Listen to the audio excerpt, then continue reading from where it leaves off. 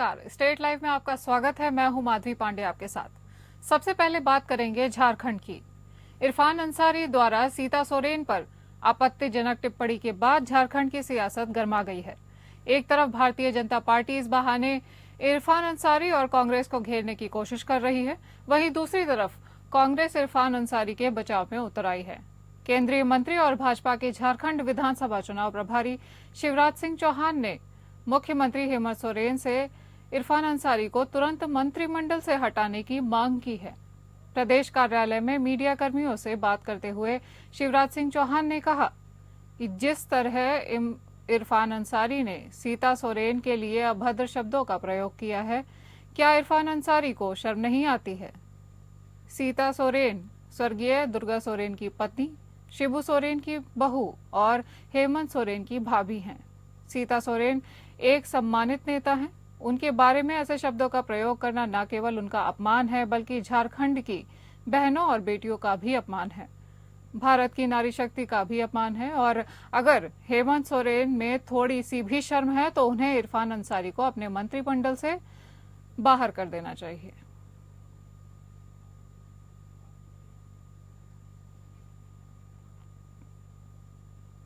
मधुपुर विधानसभा क्षेत्र से बीजेपी का टिकट नहीं मिलने से नाराज चल रहे पूर्व मंत्री राज पलिवार को मनाने की कोशिश जारी है। राज पलिवार को मनाने के लिए उनके आवास पर पहुंचे झारखंड प्रभारी लक्ष्मीकांत वाजपेयी और प्रदेश उपाध्यक्ष बाल मुकुंद सहाय। राज पलिवार से मिलकर कई बिंदुओं पर उन्होंने चर्चा की। इस दौरान झारखंड बीजेपी प्रभारी लक्ष्मीकांत वाजपेयी ने बताया कि बीजेपी एक बड़ी पार्टी है जहां पर ऐसी समस्याएं होती रहती हैं, मगर आपस में मिलकर ऐसी समस्याओं का निदान किया जाता है। उसी क्रम में आज राज परिवार से मिलने के लिए उनके आवास पर आए हैं और इस मुद्दे पर शालीनता से बातचीत हुई है। रास्ता निकलेगा, बात अभी भी जारी है। कोई भी ऐसी समस्या सामने नहीं आई है जिससे ऐसा लगे कि बातचीत नहीं की जा सकती है। अभी बातचीत की जा रही है, बहुत जल्द इसका निराकरण भी निकाल लिया जाएगा। वहीं प्रदेश उपाध्यक्ष बाल मुकुंद सहाय ने कहा कि पार्टी को खड़ा करने में राज परिवार का अहम योगदान है और वो पार्टी के एक प्रमुख कार्यकर्ता हैं।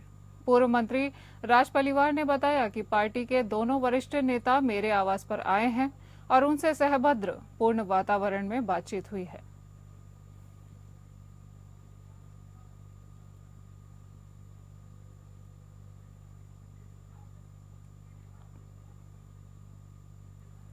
टिकट कटने से नाराज चल रहे रविंद्र राय को बीजेपी ने झारखंड प्रदेश कार्यकारी अध्यक्ष मनोनीत किया है। वो बीजेपी के पूर्व में प्रदेश अध्यक्ष रहे हैं।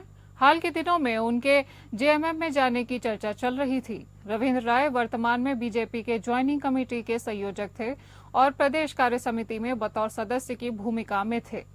बीजेपी के नवनियुक्त कार्यकारी प्रदेश अध्यक्ष रविंद्र राय ने पार्टी के शीर्ष नेतृत्व के प्रति आभार जताते हुए कहा है कि जिस उम्मीद और विश्वास के साथ हमें जिम्मेदारी दी गई है उसे हम पूरा करने की कोशिश करेंगे।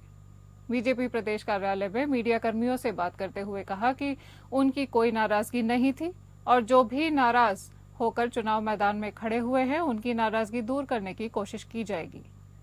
उन्होंने कहा कि 2014 में जितना हम सफल हुए थे उससे पार करने की कोशिश करूंगा। भारतीय जनता पार्टी ने झारखंड को जन्म दिया है और उसे बर्बाद हम नहीं होने देंगे।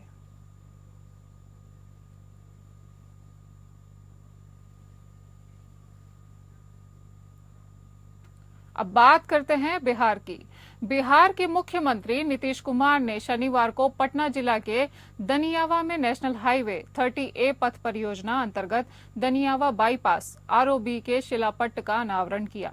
उद्घाटन के बाद मुख्यमंत्री ने दनियावा आरओबी का निरीक्षण किया और कहा कि इस आरओबी के बन जाने से स्थानीय लोगों को आवागमन में काफी सुविधा होगी। रेलवे गुमटी के कारण पहले यहां अक्सर जाम की समस्या हुआ करती थी। अब इसे शुरू हो जाने से वाहनों का परिचालन सुचारू रूप से हो सकेगा। राष्ट्रीय उच्च पथ 30A फतुहा से शुरू होकर दनियावा जैतीपुर मोड़ हरनौत सकसोहरा होते हुए बाढ़ तक जाती है। इसकी कुल लंबाई 71.77 किलोमीटर है। वर्तमान में 1.17 किलोमीटर दनियावा बाईपास का निर्माण रेलवे द्वारा प्रस्तावित रेलवे लाइन के लिए नए आरओबी को समाहित करते हुए पूर्ण कर लिया गया है। अब बढ़ते हैं भागलपुर की तरफ। भागलपुर से जहां आगामी काली पूजा और महापर्व छठ को लेकर जिला प्रशासन में तैयारियां तेज कर दी गई हैं। जिला अधिकारी और एसएसपी ने बरारी पुल घाट, सीढ़ी घाट, मणिक सरकार घाट का नाव से निरीक्षण किया। उन्होंने अधिकारियों को सभी छठ घाट को पूरी तरह से साफ सफाई कर दुरुस्त करने का निर्देश दिया है। इसके साथ ही घाटों पर उमड़ने वाली संभावित भीड़ को लेकर भी सुरक्षा व्यवस्था और एसडीआरएफ गोताखोरों की व्यवस्था पुख्ता रखने, घाट पर बैरिकेडिंग करने का निर्देश दिया है। वहीं काली पूजा को लेकर विसर्जन घाटों और विसर्जन रूट को दुरुस्त करने का निर्देश भी दिया गया है। एसएसपी ने काली पूजा और छठ पूजा के दौरान भारी संख्या में पुलिस बलों की तैनाती करने की बात कही है।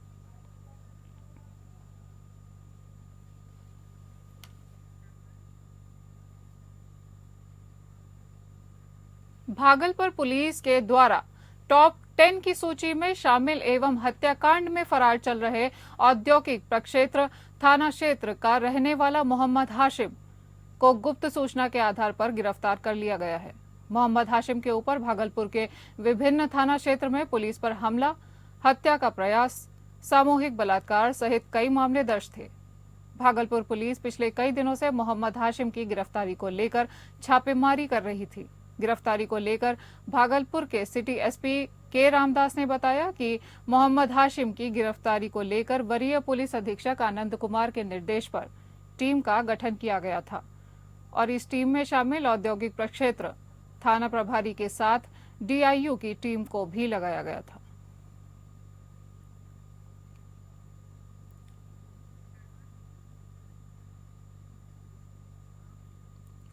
अब बात करते हैं छत्तीसगढ़ की।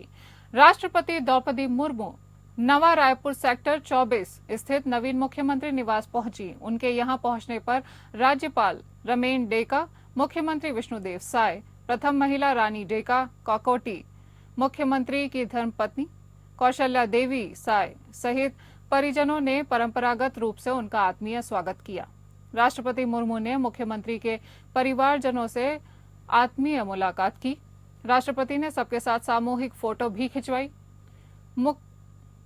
राष्ट्रपति ने बच्चों को आशीष दिया और राष्ट्रपति भवन की पुस्तक और चॉकलेट उपहार स्वरूप में भी दिए।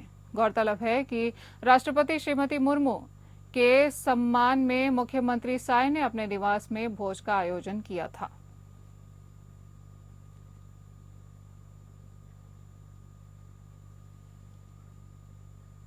प्रदेश कांग्रेस अध्यक्ष दीपक बैज ने बलरामपुर कोतवाली में हुई युवक की मौत के लिए गृह मंत्री विजय शर्मा और पुलिस के अधिकारियों को जिम्मेदार ठहराया है।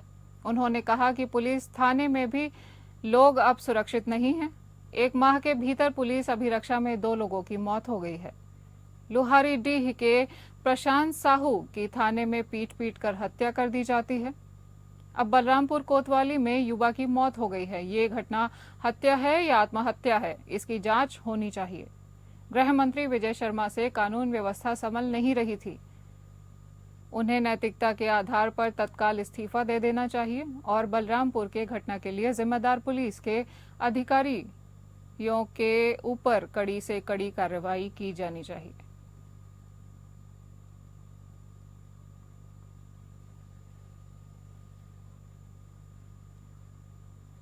भारतीय जनता पार्टी के प्रदेश महामंत्री संजय श्रीवास्तव ने कहा है कि प्रदेश सरकार द्वारा नक्सलियों के खिलाफ चलाए जा रहे अभियान की जमकर तारीफ की है। उन्होंने कहा कि पूर्व मुख्यमंत्री भूपेश बघेल के सुर में सुर मिलाकर फर्जी बताने वाले प्रदेश कांग्रेस अध्यक्ष दीपक बैज ने आखिरकार सन 2026 तक नक्सलवाद के खात्मे को लेकर ये तो स्वीकार कर ही लिया है कि विष्णु सरकार अच्छा काम कर रही है। उन्होंने कहा कि मुख्यमंत्री विष्णुदेव साय की सरकार आने के बाद टारगेटेड एनकाउंटर हुए हैं और टारगेटेड एनकाउंटर में कोई आपत्ति नहीं है। बस्तर में शांति लौटनी चाहिए। श्रीवास्तव ने कहा कि नक्सल मोर्चे पर बैज ने मुख्यमंत्री साय के नेतृत्व में चल रहे नक्सल विरोधी अभियान की तारीफ की है।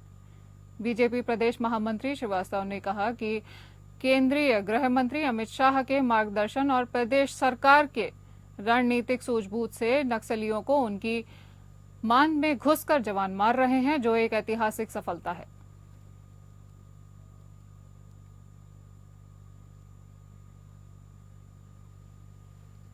छत्तीसगढ़ के सक्ती में विगत दिनों अनियंत्रित होकर स्कूल वैन पिसौद एनाकोट सोन नदी पानी में गिरने से डूब रहे 19 स्कूली बच्चों को निकालने वाले 4 युवकों को थाना हसौद में सम्मानित किया गया। घटना 23 अक्टूबर की है। हैप्पी पब्लिक स्कूल हसौद का स्कूल वैन मध्य ग्राम बेरेकेल खुर्द ग्राम पिसौद के बच्चों को लेकर ग्राम पिसौद और ग्राम हसौद के बीच सोन नदी में बने एनीकोट से होकर हसौद जा रहा था, जहां स्कूल वैन अनियंत्रित होकर नदी में गिर गई। स्कूल वैन में 19 स्कूली बच्चे सवार थे जो डूब रहे थे, जिसे बीरबल यादव, संतोष कुमार यादव, महेंद्र भार्गव, विकास कोयल द्वारा साहस दिखाते हुए सभी बच्चों को एक एक करके सोन नदी के पानी से सकुशल बाहर निकाला गया। उन सभी को एसपी अंकिता शर्मा के आदेश अनुसार अनुविभागीय अधिकारी द्वारा शॉल, बुके, श्रीफल, मिठाई एवं प्रशस्ति पत्र देकर सम्मानित किया गया। कार्यक्रम में थाना प्रभारी निरीक्षक विंटन साहू एवं थाना स्टाफ उपस्थित थे। सीएम पुष्कर सिंह धामी ने देहरादून आईएसबीटी पर आयोजित कार्यक्रम में पीएम मोदी के मन की बात कार्यक्रम का 115वां संस्करण सुना। सीएम धामी ने कहा कि पीएम मोदी ने त्योहारों के समय वोकल फॉर लोकल के मंत्र को आत्मसात करते हुए स्थानीय दुकानदारों से खरीदारी करने की अपील की है। साथ ही उन्होंने डिजिटल फ्रॉड के प्रति भी लोगों का जागरूक रहने की अपील की है।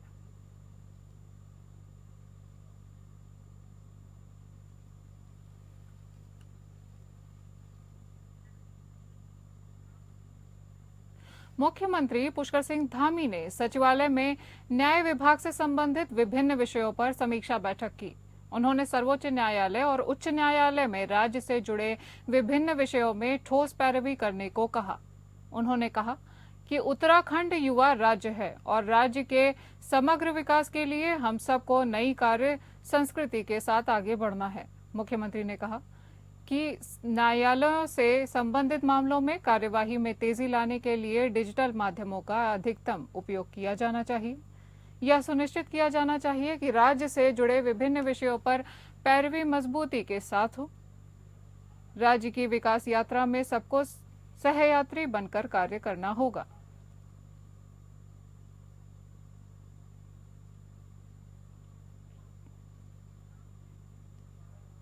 देहरादून में जाम की समस्या से आम आदमी का जीवन अस्त व्यस्त हो गया है। त्योहारी सीजन में जाम की और भी स्थिति भयावह हो गई है। सड़कों पर जाम के कारण गाड़ियां रेंगते हुए चलती हैं। लोगों को जाम से निजात दिलाने के लिए आरटीओ के द्वारा प्रयास किया जा रहा है।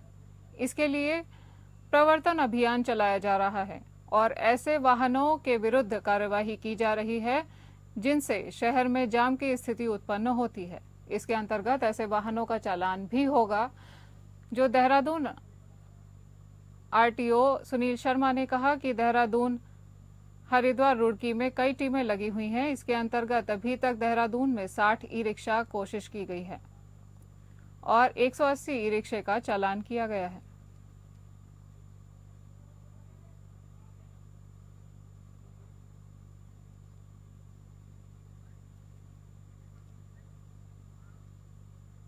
छब्बीस अक्टूबर 2024 को साई एसडीआरएफ टीम को सूचना प्राप्त हुई कि जुड़ाव पिलंग के पास एक जेसीबी अनियंत्रित होकर मार्ग से नीचे पलट गई है, जिसमें जेसीबी ऑपरेटर फंसा हुआ है जो घायल अवस्था में है और पैर दबा होने के कारण वो बाहर नहीं आ पा रहा है। उक्त सूचना पर इंस्पेक्टर एसडीआरएफ जगदम्बा प्रसाद के निर्देशानुसार एसडीआरएफ की 2 टीमें पोस्ट उजेली और पोस्ट भटवाड़ी से क्रमशः एचसी वीरेंद्र पवार व आरसी श्रीकांत नौटियाल के नेतृत्व में तत्काल मौके के लिए रवाना हुई। एसडीआरएफ रेस्क्यू टीमों द्वारा घटनास्थल पर पहुंचकर रेस्क्यू ऑपरेशन चलाते हुए लगभग 7 घंटे की कड़ी जद्दोजहद के बाद कटिंग इक्विपमेंट की सहायता से जेसीबी के टुकड़ों को काटकर जेसीबी ऑपरेटर को सकुशल रेस्क्यू कर लिया गया है। रेस्क्यू के उपरांत उक्त ऑपरेटर को स्ट्रेचर की सहायता से मुख्य मार्ग तक पहुंचाकर अस्पताल में एडमिट भी कराया गया।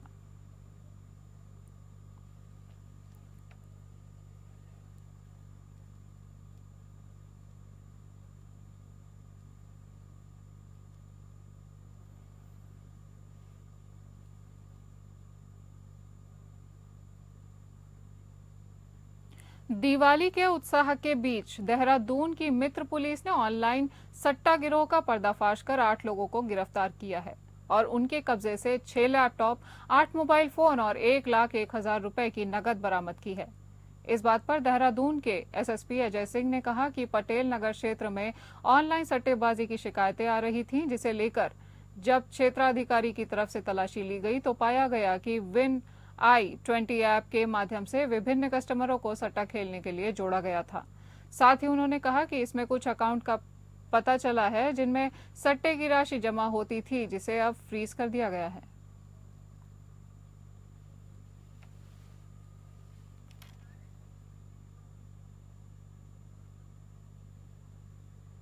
अब बात करते हैं उत्तर प्रदेश की।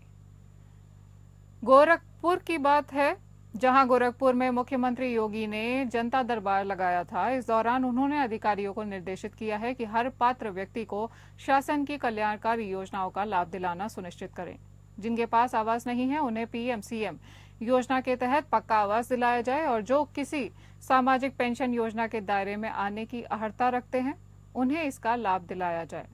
मंदिर परिसर स्थित महंत दिग्विजयनाथ स्मृति भवन के सामने आयोजित जनता दर्शन में कुर्सियों पर बैठाए गए लोगों तक सीएम खुद पहुंचे और एक एक करके सबकी समस्याओं को सुनते हुए आश्वस्त किया।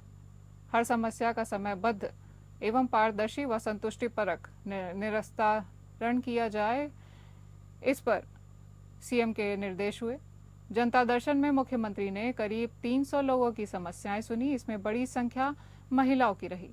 इस दौरान एक महिला ने आवास की समस्या बताई। इस पर मुख्यमंत्री ने तुरंत अधिकारियों को निर्देशित किया कि महिला की समस्या को संवेदनशीलता से देखें। पात्रता के अनुसार प्रधानमंत्री आवास योजना या मुख्यमंत्री योजना के अंतर्गत आवास उपलब्ध कराया जाए।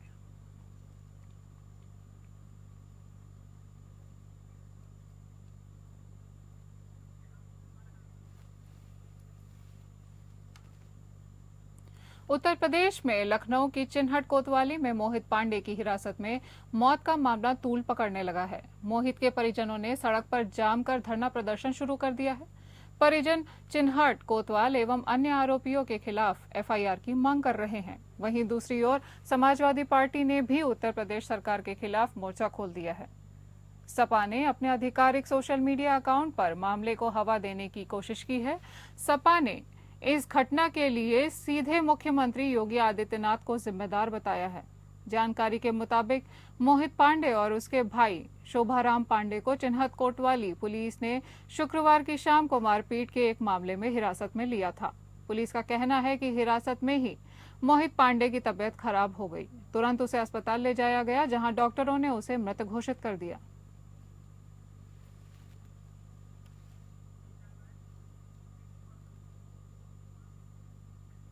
उत्तर प्रदेश के कानपुर में जिम ट्रेनर ने एक खौफनाक वारदात को अंजाम दिया है। जिम ट्रेनर ने महिला की हत्या कर उसके शव को कानपुर के जिला मजिस्ट्रेट के आवास परिसर के बगल में ही दफना दिया। इस मामले का खुलासा करीब 4 महीने के बाद हुआ, जब पुलिस ने अपराधी को पकड़कर उससे सख्ती से पूछताछ की। पुलिस का कहना है कि दोनों के बीच संबंध था और विवाद के बाद आरोपी ने गुस्से में आकर इस वारदात को अंजाम दिया। कानपुर में एक महिला बीते जून ग्रीन पार्क स्टेडियम में जिम गई थी और फिर वो वापस ही नहीं लौटी। महिला की पहचान 32 वर्षीय एकता गुप्ता के रूप में हुई है और महिला के पति राहुल गुप्ता ने पुलिस में शिकायत दर्ज कराई कि विमल सोनी नाम का एक जिम ट्रेनर है जो उनकी पत्नी का अपहरण कर लिया है। पुलिस ने केस दर्ज कर जांच शुरू की, लेकिन पुलिस को अब तक कोई ठोस सुराग नहीं मिले हैं।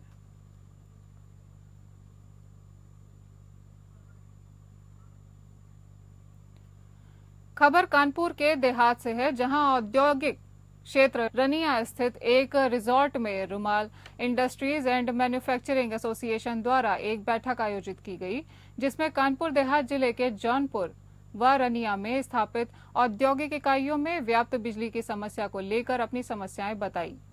दूसरी समस्या, हाईवे के किनारे स्थित औद्योगिक इकाइयों के बाहर NHAI ने गलत तरीके से लोहे के गार्डर लगते हुए रास्ता को बंद करने का काम किया, जिससे सभी उद्यमियों ने विरोध जताया है।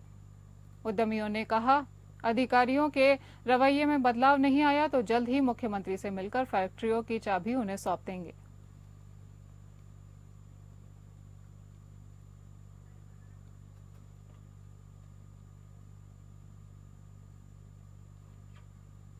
आपको बता दें कि कानपुर देहात में औद्योगिक क्षेत्र रनिया स्थित एक रिजॉर्ट में small industries and manufacturing association द्वारा एक बैठक आयोजित की, जिसमें कानपुर देहात जिले के जैनपुर व रनिया में स्थापित औद्योगिक इकाइयों में व्याप्त बिजली की समस्या को लेकर अपनी समस्याएं बताई गई।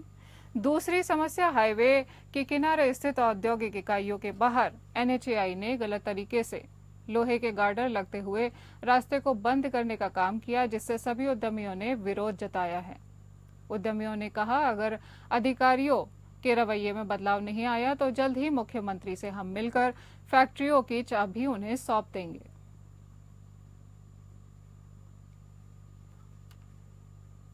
पीलीभीत जनपद के मरौरी ब्लॉक में आयोजित क्षेत्र पंचायत की बोर्ड बैठक में स्वामी प्रवक्तानंद बरखेड़ा विधायक और मरौरी ब्लॉक की ब्लॉक प्रमुख सभ्यता वर्मा के बीच जुबानी जंग ने जोर पकड़ लिया।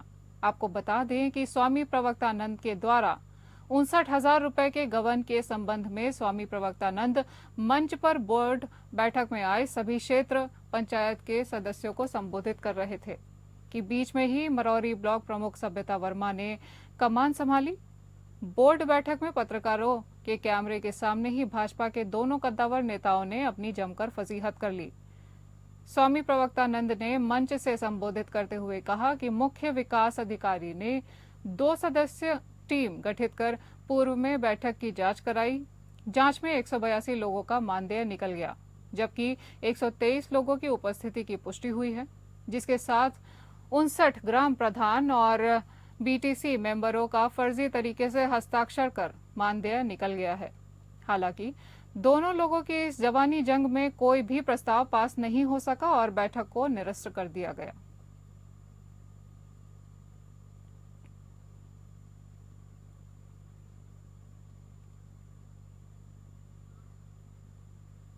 उन्नाव में बांगरमऊ क्षेत्र के दारापुर गांव में एक नशेबाज पिता ने 2 वर्षीय बेटे की पटक कर हत्या कर दी। मासूम का जुर्म सिर्फ इतना सा था कि उसने घर में पेशाब कर दी थी, जिस पर उसे जिंदगी से हाथ धोना पड़ गया। मृतक मासूम की मां नगमा बानो ने बताया कि शनिवार सुबह उसके 2 वर्षीय बेटे अजान ने घर में पेशाब कर दी, जिस पर सास अनीशा आग बबूला हो गई और नगमा व बच्चे को गाली गलौज करने लगी।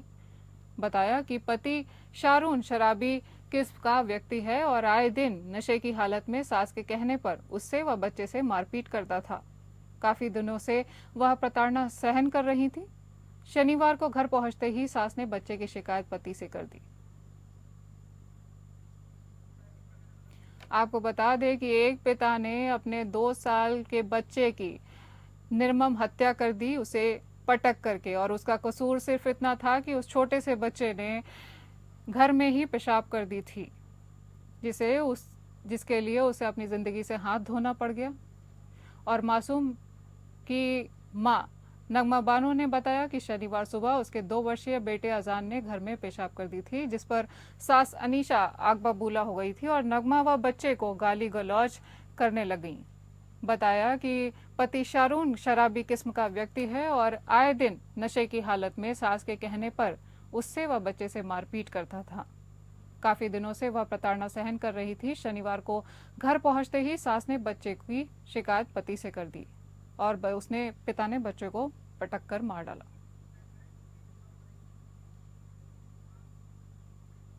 सिद्धार्थनगर जिले में हैरान करने वाला एक मामला सामने आया है, जहां एक देवर ने अपनी भाभी का गला काटकर हत्या कर दी और खुद डमरियागंज थाने में जाकर सरेंडर कर दिया। बताते चले कि डमरियागंज थाना क्षेत्र के जिमडी गांव में घटना के बाद पहुंची पुलिस और फॉरेंसिक टीम ने घटना का कारण व साक्ष्य इकट्ठा किया है। हत्या से गांव में सनसनी फैल गई। उक्त गांव के जमालुद्दीन पुत्र अलाउद्दीन की शादी 6 साल पहले बजराहवा की समीना पुत्री मोबीन से हुई थी। मृतिका का पति मुंबई रोजी रोटी के लिए कमाने गया था, जिसकी शनिवार दोपहर जमालुद्दीन के छोटे भाई बब्बू ने चाकू से गले व पेट में वार कर हत्या कर दी।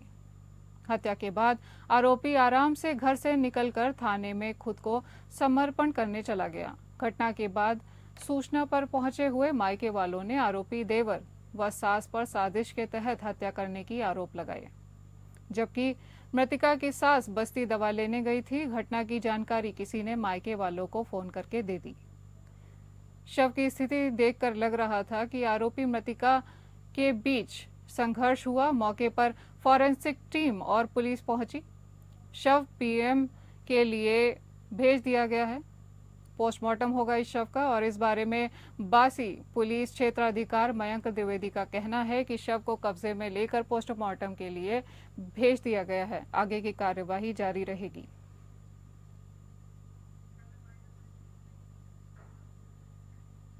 इस बुलेटिन में इतना ही। बने रहिए हमारे साथ। नमस्कार।